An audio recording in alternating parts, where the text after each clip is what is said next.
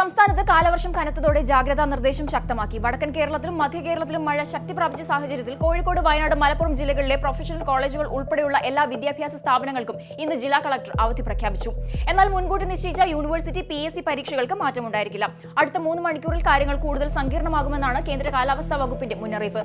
എറണാകുളം, തൃശൂർ ജില്ലകളിൽ അതിശക്തമായ മഴയ്ക്കും മണിക്കൂറിൽ 50 കിലോമീറ്റർ വരെ വേഗതയുള്ള കാറ്റിനും സാധ്യതയുള്ളതിനാൽ ഓറഞ്ച് അലർട്ട് പ്രഖ്യാപിച്ചു. മലപ്പുറം, കോഴിക്കോട്, വയനാട്, കണ്ണൂർ, കാസർഗോഡ് ജില്ലകളിൽ യെല്ലോ അലർട്ടാണ്.